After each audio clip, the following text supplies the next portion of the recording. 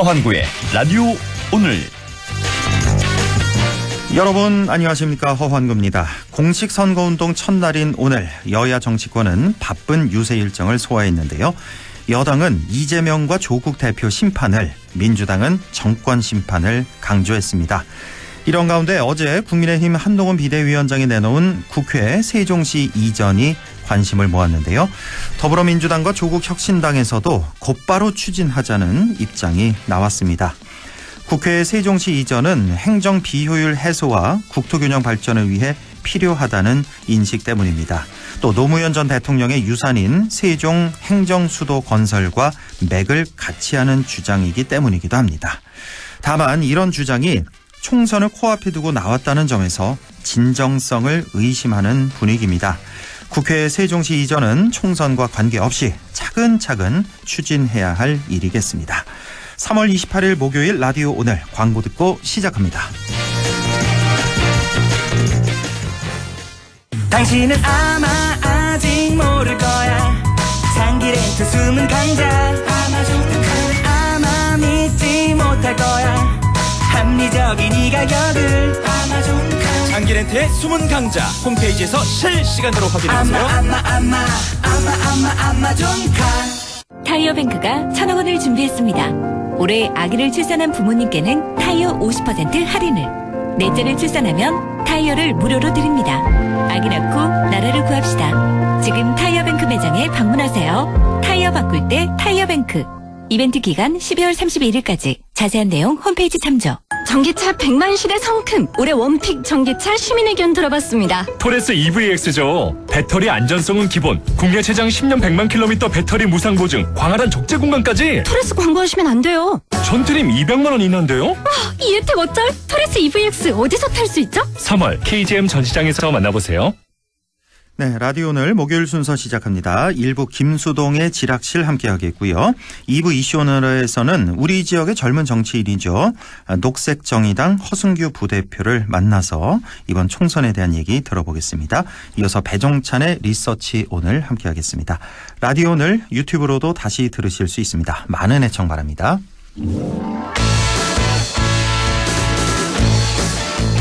네, 지구가 즐거운 실천, 지역이 즐거운 실천, 김수동의 지락실입니다. 네, 오늘도 안동환경운동연합 김수동 상임의장과 함께합니다. 안녕하십니까? 예, 안녕하세요. 김수동입니다. 예, 오늘 어떤 얘기 나눠볼까요? 예, 이제 봄이 되고 슬슬 기온이 올라가는데 그 산가들이 녹색으로 이렇게 변하지 않습니까? 예. 그런데 불행하게도 우리 강도 녹색으로 변하는 계절이 다가오고 있습니다. 오늘 이야기할 것은 사실은 녹색이라는 것은 굉장히 좋은 건데 이 물에 있는 녹색은 굉장히 위험하다. 그래서 강물에 있는 안동댐에 있는 이런 호수나 댐에 있는 녹조에 대해서 이야기를 해보려고 합니다. 네. 녹색 참 좋은데 강물마저 녹색, 강물의 녹색은 안 좋은 거다. 이 녹조 문제 참 이렇게 해마다 봄철만 되면 녹조 라떼라는 말을 듣게 되는데요. 맑아야 할 낙동강물이 왜 이렇게 해마다 녹조 라떼가 되는 건지, 자 오늘 좀 알아보겠습니다. 우선 녹조라는 게 무엇인지 이것부터 좀 설명해 주세요. 예, 녹조라는 것은 일단 물에 있는 담수에서 주로 나타나는데요. 녹색을 띠는 조류, 그러니까 남색 조류, 남조류라고 이렇게 이야기를 합니다. 그 시아노박테리아라는 이런 독성을 지닌 녹색 조류를 말하는 거죠. 예, 남조류, 독성 물질을 생성하는 시아노박테리아, 이걸 바로 녹조라고 한다. 자, 녹조는 어떻게 해서 발생하게 되는 걸까요? 예, 녹조 발생의 3대 조건이 있는데요. 첫 번째는 이제 수온이 높아야 되고, 보통 한 수온이 20도 이상 올라갔을 때, 또 그리고 영양염류, 질소나 인이 이렇게 비율에 맞게 또 있는 것과, 그리고 또 한 가지는 물의 흐름이 없어야 된다. 그러니까 물이 흐르지 않는 곳에 질소나 인이 충분히 들어가 있고, 그리고 기온이 올라가면은 녹조는 어김없이 발생을 합니다. 이게 이제 3대 조건이군요. 녹조 발생 3대 조건. 물 기온의 수온이 상승하면 보통 한 20도 이상 상승하면, 그리고 영양 염류, 그중에서 이제 질소인 이게 들어가 있을 경우 그리고 예. 물 흐름이 없을 때 정체돼 있을 때 녹조가 발생한다는 말씀이시고요. 그런데 예. 제가 며칠 전에요. 예. 3월 25일이죠 아마. 예. 우포 늪에서 벌써 녹조가 발생한 것을 사진을 봤어요. 그쪽에 그렇습니까? 활동가가 찍어서 올렸는데요. 예. 그게 지금 수온도 그렇게 올라가지는 않고 그러니까요. 그런데 어떻게 녹조가 발생할 수 있을까? 굉장히 의문이 들고 안 그래도 전문가들한테 지금 의뢰를 해놓은 상태입니다. 예. 작년에 그 11월 달에 10월 말에 11월 초에 우포늪에서 녹조가 발생을 했거든요. 그럼 불과 한 석 달, 넉 달 뒤에 다시 이렇게 발생을 할 수가 있을까? 기온도 올라가지 않았는데. 그렇군요. 그래서 이 녹조도 이게 변이가 생길 수가 있는가 그런 의문이 듭니다. 기존에 이제 수온이 한 20도 이상 되면 녹조가 발생한다 이렇게 알고 있었는데 지금은 당연히 20도가 안 되겠죠, 수온이. 당연히 안 되겠죠. 당연히 안 되는데도 우포늪에서 벌써 발생을 했다. 예. 그러니까 뭐 영양 염류라든지 뭐 이런 게 굉장히 좀 급증한 거 아닌가 뭐 이런 생각도 좀 드네요. 일단 이걸 좀 알아봐야 되겠고. 지금 우리 지역에서는 이제 영주댐 녹조가 해마다 논란이 되고 있는데요. 녹조는 주로 어디서 발생하고 있나요? 아까 그 녹조 발생의 3대 조건 중에서 하나가 일단 물의 흐름이 없어야 된다. 물이 정체되어 있으면은 녹조가 생기죠. 그러면은 영주댐 역시 마찬가지고 안동댐, 이마댐 그리고 낙동강에 있는 8개 있고 여기에는 어김없이 녹조가 발생을 하는 것이죠. 예. 우리 지역에 있는 댐 그리고 보가 있는 지역. 예. 자, 녹조가 발생하게 되면 생태계나 주변 환경 또 우리 인간에게는 어떤 피해를 발생시키는 겁니까? 네, 이 녹조를 가지고 몇 년 전에 어떤 학자들이 이거를 퇴비로 사용할 수 있는 방법 이런 이야기 있었는데 정말 해프닝 같은 이야기죠. 그 만화 같은 이야기고 녹조는 이제 독이 있습니다. 남조류 시아노박테리아. 그 각 시아노박테리아마다 생성하는 물질, 독성의 물질이 종류와 양이 다른데요. 대략 크게는 30종이 있고 그 중에서 마이크로시스틴이라는 독성 물질은 270여 가지가 있습니다. 이거 많이 들어봤습니다. 마이크로시스틴. 그런데 그 마이크로시스틴 중에서 LR이라는 그 독성 물질은 정상가리. 우리가 그 흔히 말하는 독극물 이야기할 때 대표적으로 청산가리를 이야기하지 않습니까? 시아나물인데요. 이 청산가리에 6,600배의 독성이 있다고 합니다. 그 정도입니까? 그래서 밀양에서도 생식 독성을 일으킬 수 있기 때문에 미국이나 프랑스 등은 이 엄격한 기준을 적용을 하고요. 그리고 또 마이크로시스틴 여기에서 작년에 그 가대포 해수욕장에서 여기에 녹조 마이크로시스틴이 검출이 됐는데 여기에는 BMAA라고 신경계 독소 이게 이제 그 발견이 됐어요. 그래요. 그래서 이게 굉장히 위험하고 일례로 이렇게 열거를 해보면은요. 2022년에 낙동강 유역에 녹조 강물로 생산된 농산물에 쌀, 무, 배추 그러니까 낙동강 6곳, 영산강 1곳에 여기에서 그 검출된 이 쌀에서 마이크로시스틴이 검출이 됐거든요. 그리고 또 2023년에도 역시나 그 2년 연속으로 검출이 됐고요. 그리고 2022년에는 낙동강 유역의 6곳에서 수돗물에서 이 마이크로시스틴이 검출이 됐어요. 수돗물에서도요? 이때 그 수돗물에서 검출이 됐을 때 그 환경부에서는 반박을 했어요. 그러니까 이게 부경대 이승준 교수님이 사실은 오하이오 주립대학에서 공부를 하신 분이에요. 여기에서 그 녹조 전문 공부를 하신 분인데 이 환경부에서 반박을 하기를 분석 방법이 잘못됐다. 이승준 교수님은 일라이자 키트법이라는 효소 면역 측정법을 사용을 했고 환경부에서는 LC 메슬레스법이라는 것을 사용을 했어요. 그런데 그 일라이자 키트법이라는 것은 굉장히 간단하게 검사를 할 수 있으면서도 굉장히 많은 종류의 독성을 마이크로시스틴을 검사를 할 수 있고 그리고 그 환경부에서 이야기하는 방식은 4가지 딱 검출하고자 하는 이 그 항목만 이렇게 검사하는 방법이기 때문에 예. 이게 사실은 우리나라에서 환경부에서 사용하는 방식이 이것이라고 할지라도 미국이나 이런 데서는 오히려 그 일라이자 키트법을 더 그 실용을 받고 인정을 받고 있어요. 예. 그래서 환경부에서 그렇게 반론을 한 적도 있습니다. 아, 그렇군요. 예. 예. 자, 이렇게 쭉 녹조 피해 설명을 주셨는데 우리가 많이 예. 들어본 마이크로시스틴 그리고 LR 그다음에 BMAA 뭐 이런 독성 물질들이 있다. 예, 그렇죠. 신경계 예. 그 독성. 아우, 예. 그리고 우리 뭐 농산물 또 수돗물에서도 검출이 됐다는 거 마이크로시스틴. 자, 그러면은 녹조가 그 이 독성이 있으면 어떤 영향이 있는지 그걸 알아보면은요. 예, 예. 급성으로는 이제 몸살이나 감기, 복통, 또 알러지 이렇게 나오고 예. 그리고 만성으로 갔을 때는 감염증이나 감비대, 간암 그리고 폐하고 유경계, 생殖계까지 영향을 미친다. 그렇게 나와 있습니다. 아, 그렇습니까? 어우, 예. 무섭네요, 이게. 지금 굉장히 위험하죠, 사실은. 우리가 이렇게 눈으로 보지 못하니까 이 마이크로시스틴이라는 걸. 그런데 그렇군요. 예. 자, 그리고 또 이거 말고도요. 예. 녹조 에어로졸이라는 것도 있는데 에어로졸 하면은 뭐 공기 중에 이렇게 뭐 떠다니는 뭐 그런 것 같은데요. 이게 뭐 예, 우리 그렇죠. 호흡기에도 영향을 미치나 봐요. 당연히 이게 녹조 알갱이가 예.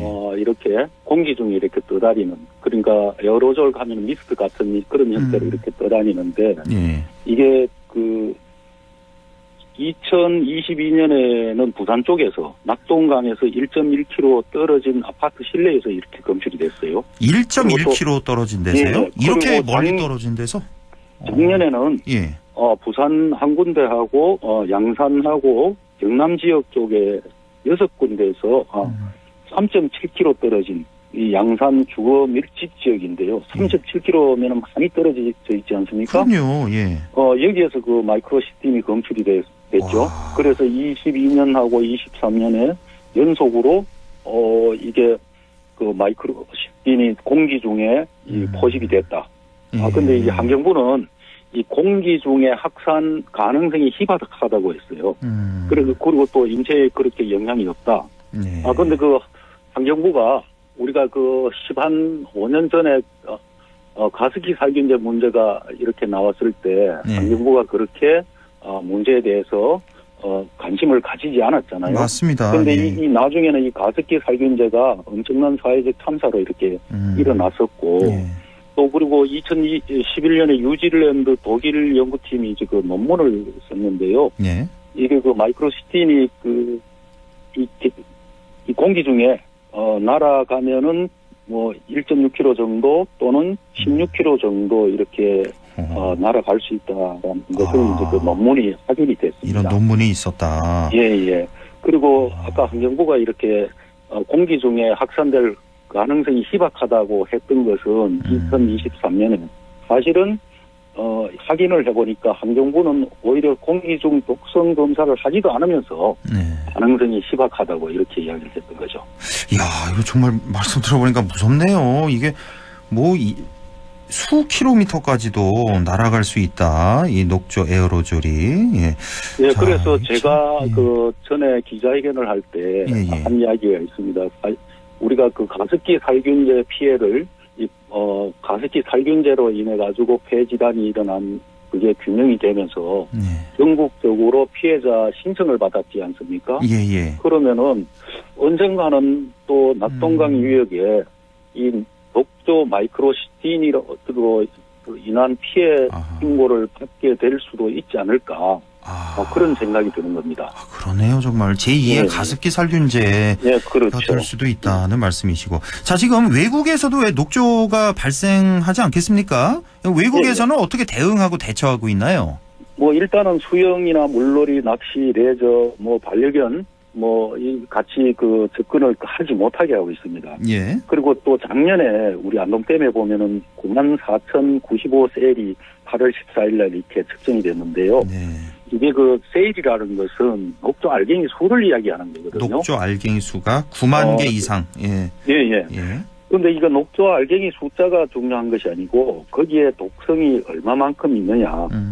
이걸 이제 이야기를 해야 되는데 그 기준치조차도 미국에서 정하는 그 레저, 그 물놀이 못하게 하는 8 마이크로그램 정도 수준의 우리나라는 배 이상을 이제 그 높게 잡아 경계 단계를 높게 잡아 있어요. 그래서 또 한 가지는 우리나라는 그 경보 단계가 이렇게 있지 않습니까? 그러면 그게 환경부 홈페이지 나오든 아니면 신문에 조그만하게 나오든 이게 사실은 그 강가나 그 해당 지역 강이나 댐 그 근처에 그런 안내판의 표지가 없어요. 지금은 녹조 독성이 이렇게 강하니까 물 접근하지 마세요. 또는 물놀이 하지 마세요. 그게 없고 제가 그 특정해서 말씀드리기는 좀 그렇지만은 작년에 녹조가 그렇게 심할 때도 안동댐이나 이마댐에 수상 레저를 하고 있었어요. 그리고 심지어는 유치원 어린이들이 물놀이 체험을 하러 또 간 적도 있어요. 아이고.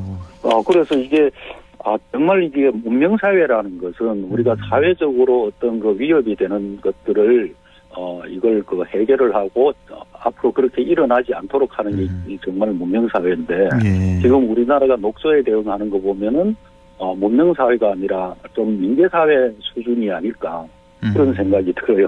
알겠습니다. 예.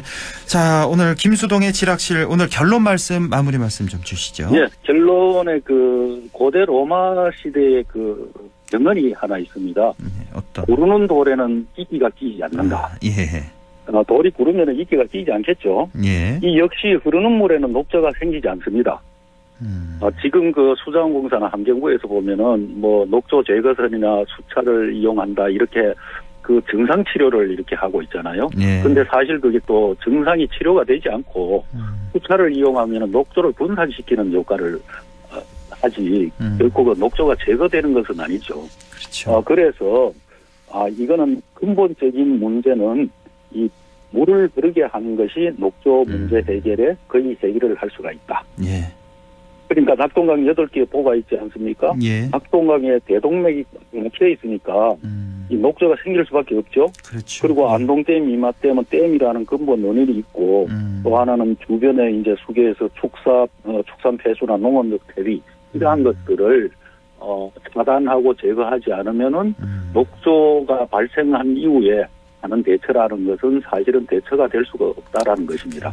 그래서 제가 오늘 말씀드리는 것은 발등에 불이 떨어지지 않도록 원인을 제거하는 것이 상책이다. 상선약수와 같이 하는 것이 상책이다. 그렇게 생각을 합니다. 알겠습니다. 지금까지 안동환경운동연합 김수동 상임의장과 함께했습니다. 의장님 고맙습니다. 예, 감사합니다. 네, 라디오 오늘 2부에서 뵙겠습니다.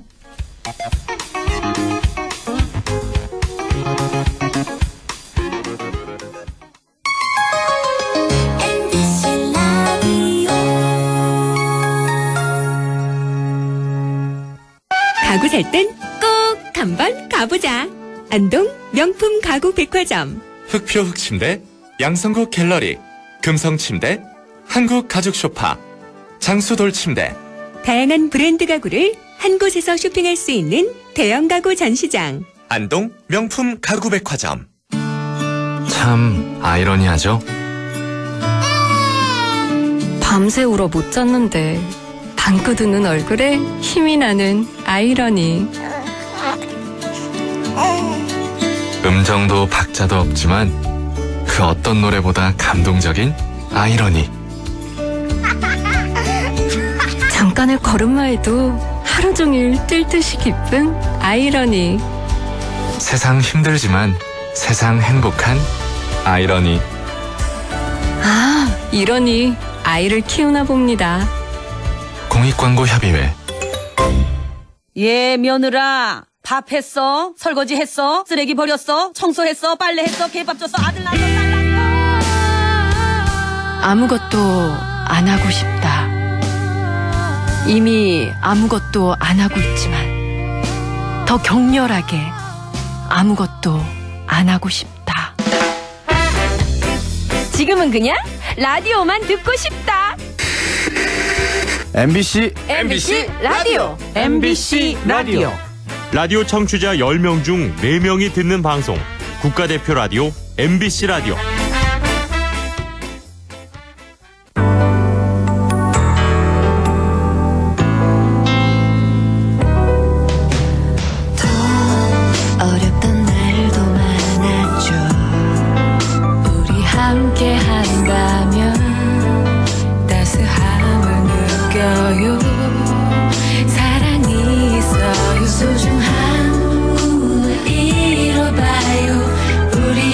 여기 있으니 감동과 사랑 있는 MBC 라디오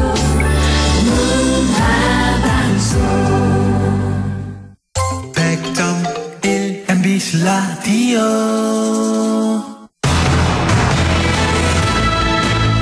네, 라디오 오늘 2부 이슈온을 시작합니다. 젊은 정치인이죠. 우리 지역 안동에서 풀뿌리 정치를 꽤 오래 해온 분입니다. 이번 총선에서 녹색정의당 비례대표 후보 2번이 된 녹색정의당 허승규 부대표와 함께하겠습니다. 어서 오십시오. 네, 반갑습니다. 예, 우리 허 대표님 오랜만에 오는 거죠, 안동에? 네, 고향에 왔습니다. 우리 또 라디오 오늘에 와서 너무 기분이 좋습니다. 반갑습니다. 예, 참고로 이 방송은 지난 화요일에 녹음했다는 말씀 참고로 드리고요. 자, 녹색정의당 부대표이자 이번 비례대표 2번으로서 총선을 앞두고 많이 바쁘실 것 같습니다. 주로 요즘에는 이제 서울에서 활동하는 거고 국회에서 활동하나요? 네, 국회 근처에서 일정이 많습니다. 국회 근처에서 이제 일정 보내고 어떻게 보내세요? 좀 우리 지역민들이 많이 궁금해하실 것 같은데요. 네, 저 요즘 지지율을 높이기 위해서 24시간 달리고 있습니다. 기자회견, 정책 협약식 간담회, 언론 인터뷰 그리고 각종 현안 지역 방문을 하고 있는데요. 저희가 네. 기후를 살립니다라는 슬로건으로 기후위기 문제를 가장 전면 내걸고 있기 때문에 관련된 생태, 환경, 노동, 민생 현장들을 방문하고 정책을 계속 알리는 작업을 하고 있습니다. 네, 그렇게 바쁘게 일정을 보내고 있는데 오랜만에 이제 허승규 후보의 안방 안동을 찾아온 건데 자, 어떤 이유 때문인지 특별한 이유가 있나요? 네, 제가 우리 녹색정의당 대구 경북 기후위기 선대본부장으로서 대구 경북 순회 일정 2박 3일의 일환으로 왔고요. 또 제가 비례대표 2번으로 공천받을 수 있었던 거는 제 고향 안동에서의 지역 활동 때문입니다. 그래서 우리 고향의 우리 지역민들에게 출마 기자회견 알리고 우리 경북 북부 지역에서 녹색정의당 비례대표 국회의원이 어떤 의미가 있는지 또 알리고 우리 지역민들 만나는 시간으로 오랜만에 내려왔습니다. 오늘 내려온 거예요? 서울에서? 네, 어젯밤에 대구에서 어젯밤에. 넘어왔고요. 네, 대구에서 좀 일정했고. 네, 대구부터 경주 핵발전소도 가고 대구의 쪽방촌이라든가 대구 지역 현안 지역을 순회하고 안동으로 넘어왔습니다. 오늘 안동 와서 그럼 오늘 안동에서 어떤 일정 있었어요? 오늘 안동에서 일단 가장 중요한 우리 안동시청에서 기자회견을 해서 우리 언론인 여러분들께 이번 선거의 의미를 나눴고요. 그리고 제가 지금 안동대학교 장기 휴학생인데 안동대학교도 방문을 하고 또 제 강남동 주민자치위원입니다. 동사무소도 방문하고 기타 시민사회라든가 지역분들 계속 만나는 일정으로 잡았습니다. 그리고 가장 중요한 우리 라디오 오늘 안동 MBC 일정을 지금 소화 중입니다. 네, 밥은 잘 먹고 다니는 거예요? 네, 밥은 그래도 국회 밥이 맛있습니다. 네, 근데 국회밥. 대신에 시간이 이렇게 유동적이다 보니까 그렇죠. 짬을 내서 두유도 먹고요. 건강한 음식 챙겨 먹으려고 애쓰고 있는데 일단은 잘 버텨야 됩니다. 네. 어제 이제 대구권, 오늘 안동 활동하고 이제 내일은 어떻게 돼요, 그럼? 내일은 저희 또 녹색정의당의 상징인 우리 노회찬 의원이 계신 마석 모란공원 참배를 포함해서 또 기후위기 비상행동이라는 전국적인 기후위기 단체랑 저희가 정책 협약식을 맺습니다. 그래서 기후위기 문제 가장 잘 해결하는 정당인 녹색정의당의 진가를 드러내는 또 시간을 계획하고 있습니다. 그렇군요. 예. 아이고, 참 많이 바쁩니다. 이제 오늘 이제 목요일이니까 방송 기준으로 이제 2주도 안 남았는데 정말 열심히 뛰어야겠네요. 네, 지금 정신 없습니다. 한 표라도 더 모아야 됩니다. 그러니까 네. 그 기준이 비례대표 기준이 이제 3%다 보니까 지금 사실 오르락 내리락 하잖아요. 네. 현재 여론조사를 보면 정확한 수치는 말씀 안 드리겠습니다만 진짜 열심히 뛰어야 된다. 그렇죠? 남은 지지율이 오르고 있는데 조금 더디게 오르고 있어서 분주하게 뛰어다니고 있습니다. 예. 자, 이번 총선 허승규 대표 이제 공약 좀 여쭤볼게요. 이제 공약 가운데 누구나 이동하기 좋은 나라 이런 공약이 있는데 이거는 우리 방송을 통해서도 몇 번 얘기했듯이 버스 타기 좋은 안동 활동 이게 또 배경이 된 것 같네요. 당연하죠. 제가 이 버스 타기 좋은 안동 이력으로 많이들 인터뷰도 당하고 있는데요. 네. 어쨌든 지금 기후위기랑 지역소멸을 둘 다 대응을 해야 되는데 지역에 교통약자들이 많은데 지역의 교통인프라가 더 어렵고 예산 지원이 많이 부족합니다. 그래서 지역의 교통불평등을 해소하는 중앙정부의 책임을 강화하는 그 법이 교통기본법이라는 게 있습니다. 네. 알면 알수록 참으로 괜찮은 법이거든요. 국가의 의무 또 광역지자체 책임까지 이런 거를 규정하고 있는 법인데 이것을 제가 1호 법안으로 이미 여러 번 언론에서 밝힌 바가 있습니다. 예. 그래서 또 공공교통과 무상교통이 확대되는 추세예요. 전 세계적으로. 이런 부분들을 또 제가 안동에서 우리 지역민들 직접 인터뷰하고 네. 뭐 신안, 청송, 심지어 독일도 다녀왔거든요. 실제 우리 지역에서 현장의 경험을 가지고 얘기를 하다 보니까 저희 녹색정의당이 이런 교통공약 가장 좋은 공약으로 뽑혔습니다. 네. 그래서 이게 다 우리 경북북부 지역민들 덕분입니다. 네. 허승규 대표의 1호 공약 바로 교통기본법이다. 그래서 예. 자, 그리고 또 우리 지역에 상당히 참 골칫거리라고 해야 될까요? 예. 계속 이슈가 터져 나오고 있죠. 1년에 몇 번씩. 영풍 석포제련소 폐쇄 이전 복구. 이것도 역시 이제 허승규 대표 공약인데 좀 더 설명해 주신다면요? 네, 제가 아마 영풍 석포제련소 문제를 이렇게 전면에 내건 유일한 아마 후보일 것 같은데요. 아, 최근에 참 저 서울 거기 광화문 앞에서 기자회견 같은 것도 했죠. 시위도 하고. 네, 뭐 예, 화면으로 봤어요. 두어 번 정도 했는데 예. 그 석포제련소가 참 많은 문제를 일으키고 있음에도 해결되지 않는 가장 큰 이유는 주민 생계라든가 노동자들의 대책과 같은 어떤 정의로운 전환 이런 로드맵이 지금 정치권에서 나와줘야 됩니다. 네. 그러니까 매번 국정감사에서 규탄을 해도 불법을 저질러도 이게 해결이 되지 않기 때문에 제가 국회에 들어가면은 영풍 석포제련소 폐쇄 이전 복구 그리고 주민 생계 대책까지 포함된 정의로운 전환 로드맵을 열어가겠다. 이와 관련돼서 국회에서 연구 영역 발주 제대로 없었습니다. 이거는 한 명의 국회의원이 할 수 있는 거거든요. 그래서 네. 매번 규탄만 하는 것이 아니라 실질적으로 해결될 수 있는 역할을 의원으로서 해보고 싶고요. 예. 많은 분들이 이렇게 얘기를 하다 보니까 또 언론에서 주목하는 것 같아서 영풍 석포제련소 문제 국회에서 풀어갈 수 있도록 열심히 하겠습니다. 영풍 석포제련소 폐쇄 이전 복구 이제 공약이고 뭐 당장 이게 실행되기는 좀 힘들겠지만 그래도 계속 목소리를 내겠다. 사람들의 관심을 불러 일으키겠다. 예. 네, 특히 주민생계 대책을 포함한 그 전환 과정을 같이 제시한다는 그렇죠. 게 좀 예. 진전된 부분이고 이게 있어야 주민들이 설득이 되는 부분이 맞습니다. 있어요. 맞습니다. 근데 이걸 지금 예. 경상북도와 봉화군이 좀 방관하는 측면이 있어서 국회에서 풀어가겠습니다. 예. 또 다른 공약 뭐 어떤 게 있을까요? 하나 정도만 더 말씀해 주실까요? 제가 오늘 출마 기자회견 할 때 사과를 들은 퍼포먼스를 했거든요. 사과. 요새 뭐 사과값이 폭등하고 있고요. 대구 경북이 사과 절반인데 주산지인데 전국에서 30년간 44% 감소했습니다. 이 기후위기가 우리 사과의 위기거든요. 점점 올라가고 있죠. 네. 생산지가. 그래서 기후위기 농정 대전환의 일환으로 농작물 재해보험 기준을 지금 이런 기후위기에 맞게 재편을 하고 확대하는 것들이 있고요. 지역의 공공 먹거리 체계를 구축한다든가 또 이제 로컬 푸드가 기후위기 시대에는 지금 탄소 배출이 적은 우리 지역 농산물이기 때문에 이런 부분들도 확대되어야 됩니다. 그래서 기후위기 시대 농정 대전환을 저희 녹색정의당이 가장 앞서서 하겠다. 우리 경북부 지역의 농민들의 아픔에 가장 해결하는 정당으로서 예. 저희가 농업 문제 얘기를 많이 하고 있습니다. 예, 그렇습니다. 이 농민들의 목소리도 국회에서 좀 반영될 그런 당이 필요하다. 그래서 기후 위기 시대 농정 대전환 이것도 또 하나의 공약이 되겠네요.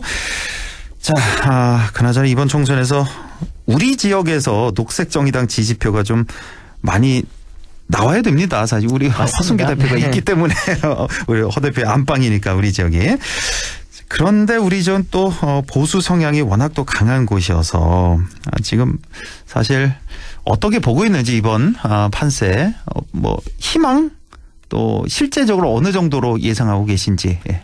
네, 제가 출마 선하고 나서 녹색당과 거리가 먼 국민의힘 지지자분들도 연락을 많이 주시고 제 선거를 좀 하고 계십니다. 아, 실제로요? 네, 왜냐하면은 국민의힘 지지자가 네, 왜냐하면은 이게 안동 입장에서는 안동 지역 국회의원이 한 명 있는 것보다 2명 있는 게 맞습니다. 예. 무조건 좋은 일이고요. 예. 오히려 국민의힘 입장에서 좋은 거는 국민의힘과 성향이 다른 유권자가 30% 정도 되는데 예. 국민의힘 소속 국회의원들만 있으면은 그러한 지역의 민원을 다 담을 수가 없습니다. 당연하죠. 예. 그래서 만약에 녹색정의당 비례대표 국회의원이 생기면은 뭐 저는 지역구가 안동 예천 지역이니까 이쪽에 사무실을 차릴 거거든요. 그러면 이제 투트랙이 되는 거지 않습니까? 그렇죠. 그래서 뭐 안동 출신 국회의원 한 명 더 만든다. 경북 북부 지역 국회의원 한 명 더 만든다는 것으로 지금 많은 지역민들이 지금 선거운동을 해주고 계셔서 감사한 부분. 상당한 의미가 있는 겁니다. 그게 예, 당을 떠나서 그렇죠. 예, 초당적으로 국민의힘 지지자가 실제 선거운동을 같이 하고 있다. 이건 놀라운 일이네요. 막 톡방에 띄우시는 거예요. 깜짝 놀랐어요. 그리고 특히나 최근에 국민의힘 매번 결혼을 그 공천 갈등, 공천 잡음 때문에 이번에 참 대단했어요. 네, 양당이 마찬가지였어요. 만약 이번에 좀 경선을 통과하지 않은 캠프에서 활동했던 분들 입장에서는 좀 마음이 헛하지 않겠습니까? 그래서 오히려 그런 공천 갈등을 겪으면서 지역의 정치 다양성이 중요하다 해서 또 제 이야기를 많이 해주신 분들이 있습니다. 그래서 또 하나는 어쨌든 여기가 변화가 필요한 지역이기 때문에 열망이 또 강하다고 볼 수 있습니다. 그래서 비례대표 국회의원이 조금 지역 정치에 새로운 변화를 만들어 달라는 기대도 있어서 아주 열심히 하고 있습니다. 잘 되면 좋은데 최근에 또 좀 아픈 얘기를 좀 해야겠네요. 여론조사 보면 생각보다 안 나오더라고요. 녹색정의당이. 네. 그래서 지금 사실 그 허들이 3%잖아요. 최소 득표가. 3% 넘는 것도 제가 본 기억이 있긴 있습니다만 대부분이 이제 안 넘는 게 많이 나왔어요. 여론조사가. 네.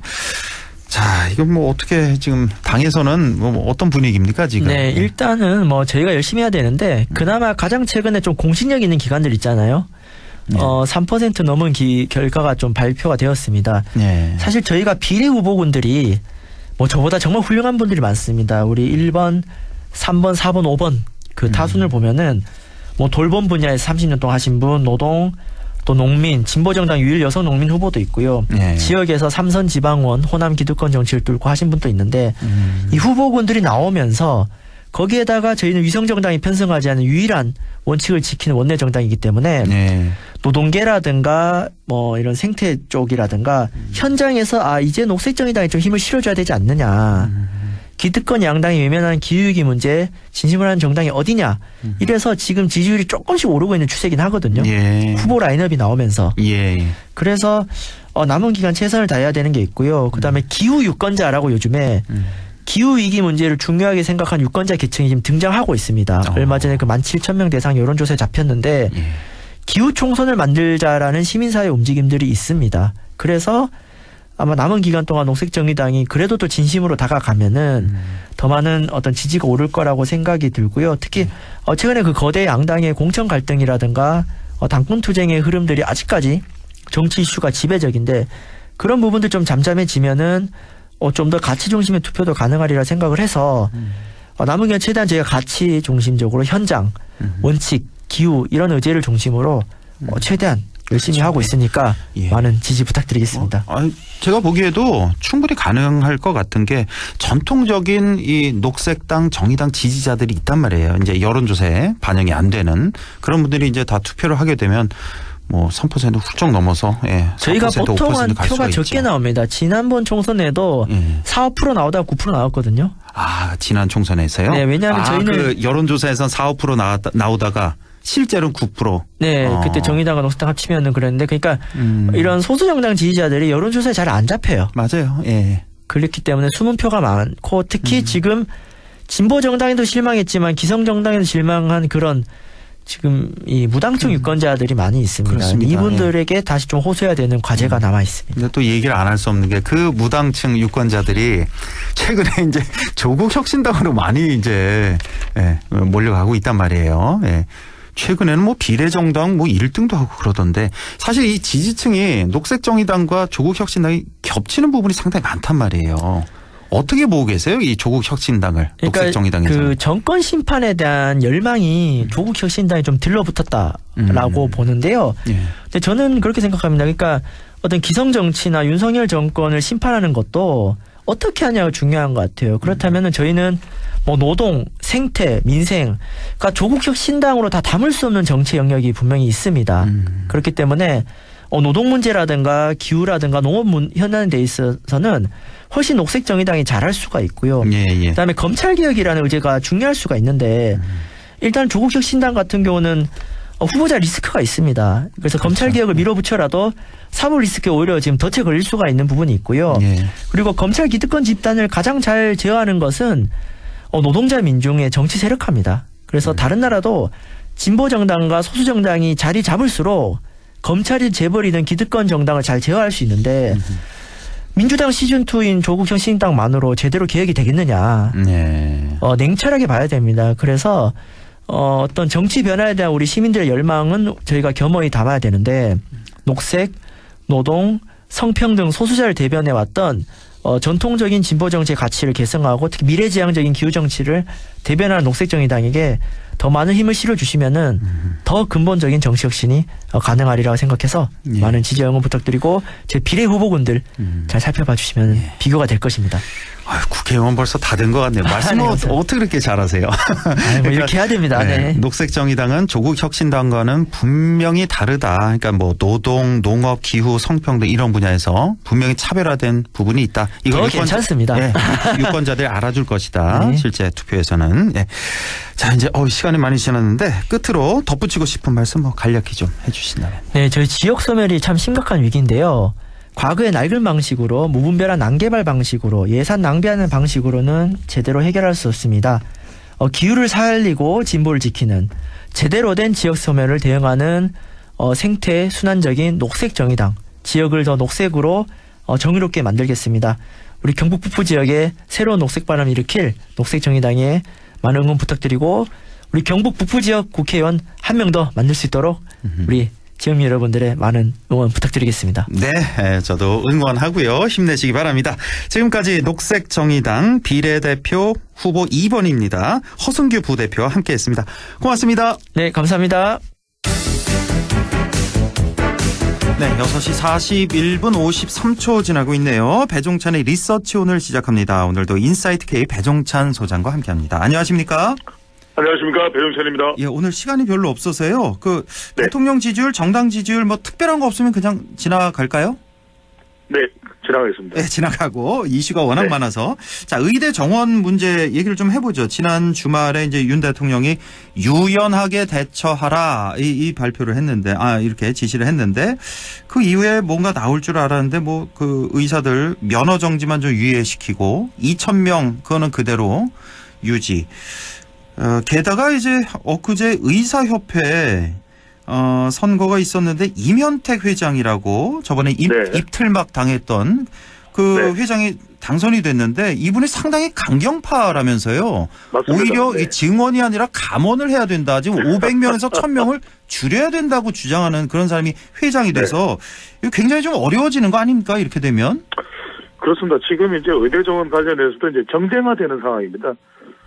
냉정하게 의료 개혁과 관련해서 의대 정원이든지 또는 필수 의료나 지방 지역 공공의료를 따져봐야 되는데 지금은 완전히 이제 정부와 대치 국면이 정쟁화되는 상황이에요. 방금 전에 허한구 의원께서도 말씀하셨듯이 대통령은 대통령대로 정부는 정부대로 이 문제를 풀지 못하고 계속해서 의료 공백은 지속되고 있고 또 의사협회는 아주 강경하게 나오는데 제가 뭐 다른 자료도 찾아봤습니다만 보건의료 노조나 다 또 입장이 달라요. 그래서 의사협회와 지금 정부의 대치하고 갈등을 빚는 충돌 양상이 이전에는 좀 의료 개혁의 구체적인 뭐 의대 정원이나 또는 필수 의료나 또 의료 수가 이런 부분이었다면 이제는 완전히 정쟁화되고 있습니다. 그래서 이 부분이 쉽게 마무리되기는 매우 어려운 상황. 심지어는 이면택 신임 의사협회 회장은 단 한 명의 전공이라도 의료진이 다치는 상황이 발생하면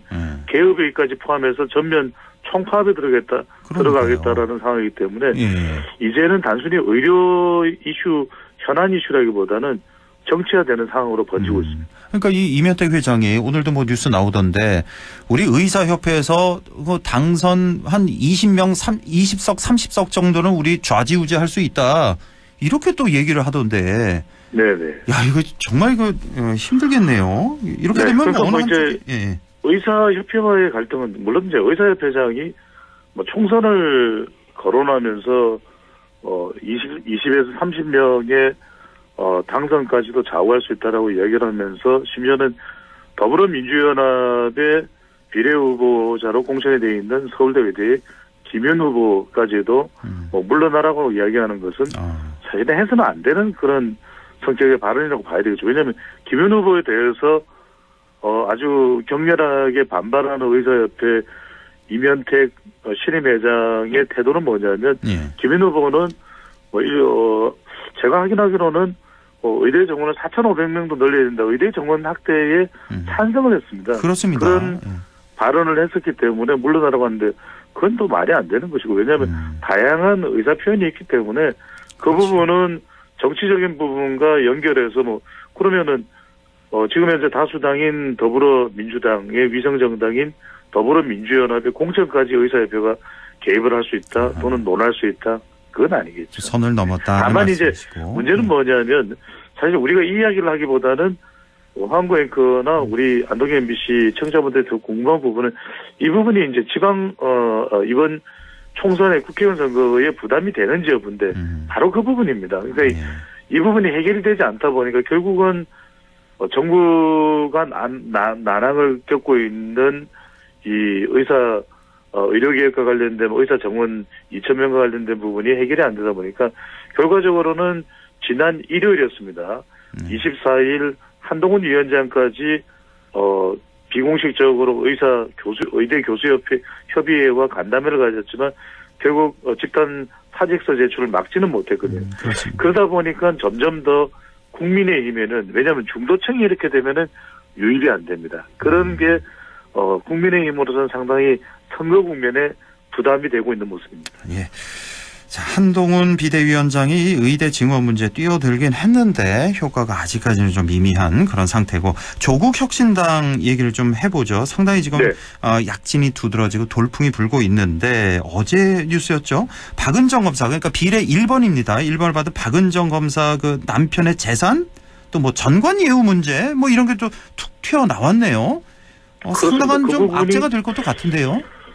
그래서 이제 그게 어느 정도의 영향을 미칠지는 모르겠습니다만 이제 그 부분이 실제 문제가 되기 때문에 집중 부각이 되는 이유도 있을 테고 그만큼 또 조국혁신당이 돌풍을 일으키고 있는 가운데 조국혁신당의 비례 후보 순번 1번의 박은정 검사의 전 검사의 이제 남편과 관련된 부분을 더 강력하게 부각시킨다고 볼 수 있습니다. 지금 언론에서도 상당히 집중적으로 부각이 되고 있습니다. 근데 이제 어느 정도로 그 부분이 부각되는 근본적인 이유는 뭐냐면 조국혁신당이 부상하면서 이른바 낙동강 벨트까지 국민의힘이 힘들어지는 상황이다. 실제로 오늘 소개해드린 모든 조사는 중앙선거여론조사심의위원회 홈페이지에서 확인 가능합니다. 한국갤럽이 자체적으로 지난 19일부터 21일까지 무선 가상번호 전화면접 조사를 실시한 내용에서 총선 비례 정당 투표 의향을 물어봤는데요.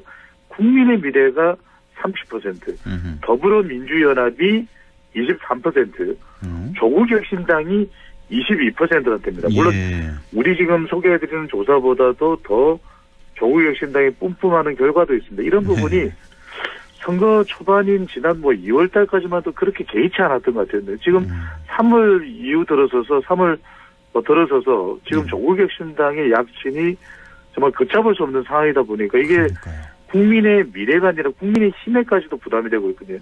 지금 부산, 울산, 경남에서도 비례투표 정당 국민의 미래 37, 조국혁신당이 22, 더불어민주연합이 19입니다. 근데 이 추세가 계속해서 더 약진하는 그런 상황으로 나오다 보니까 지금 말씀하신 건 부울경 말씀하시는 거죠? 부울경만? 부산, 울산, 경남 여기서도 이렇습니까?